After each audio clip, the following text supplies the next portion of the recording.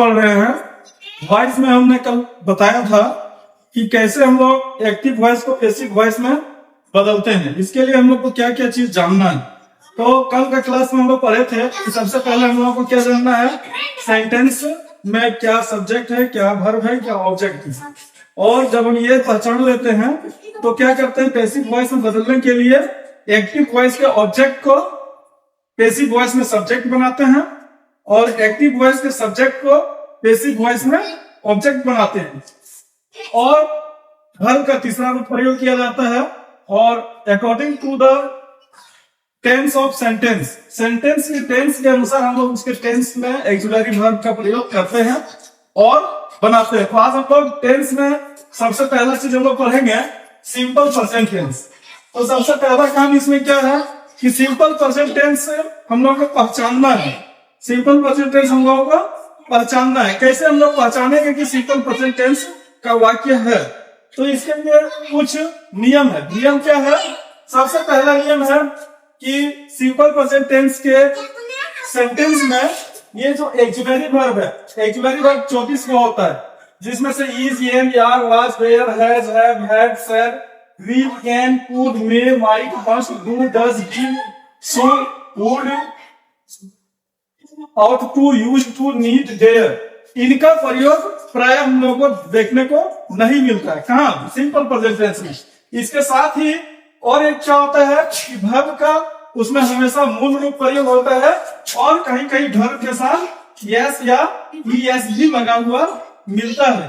तो वर्ब के साथ एस और ईएस कहाँ मिलता है, जब हमारा सब्जेक्ट थर्ड पर्सन का सिंगुलर नंबर यानी कि ही, सी, इट, कोई भी नाम, कोई भी वस्तु या व्यक्ति या जगह का नाम रहे और सिंगुलर नाउन में अगर रहता है तो हम उसके साथ वर्ब में एस या ईएस लगा हुआ हमें मिलेगा। अब हम लोग यहाँ देखते हैं, जैसे ये हमारा Ram pledge cricket, Ram pledge cricket, इसमें राम है, नाम है, इसलिए इसके साथ वर्ब के साथ एस लगा हुआ है। यही चीज को हम सेम वर्ब सेम ऑब्जेक्ट, सिर्फ हम सब्जेक्ट चेंज कर दिए, नाम की जगह पर यू कर दिए, तो यहाँ प्लेज की जगह पर प्ले आ गई। तो ऐसा क्यों होता है, इसका भी नियम है, क्योंकि सिंगुलर सब्जेक्ट के साथ सिंगुलर वर्ब लगाना चाहिए और प्लूरल सब्जेक्ट के साथ प्लूरल वर्ब लगाना चाहिए। नाउन में हम लोग एस जोड़कर क्या करते हैं, प्लूरल बनाते हैं, जबकि वर्ब में हम लोग एस या ईएस जोड़कर सिंगुलर बनाते हैं। ऐसा नियम है। तो ये जब हम पहचान लेंगे भाई कि ये सिंपल प्रेजेंट टेंस है, तो फिर इसको बदलने में क्या करना चाहिए। तो देखो, पैसिव वॉइस में बदलने के लिए इज, एम, आर का प्रयोग होता है। अब यहाँ इज, एम, आर का प्रयोग होता है, तो हम लोग के पास एक कंफ्यूजन है कि किसके साथ इज लगाएंगे, किसके साथ एम लगाएंगे, किसके साथ आर लगाएंगे। तो ये देखिए, एम का प्रयोग हमेशा आई के साथ होता है। जब आई हमारा सब्जेक्ट रहेगा तो उसके साथ हमेशा एम का प्रयोग होगा। बाकी जो है इज और आर जो बच जाता है, इज सिंगुलर है और आर प्लूरल है।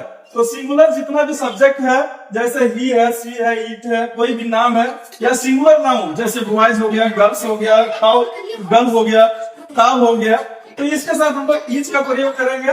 और प्लूरल जैसे they, we, you, boys, cows, girls, इसके साथ हम लोग आर का प्रयोग करेंगे।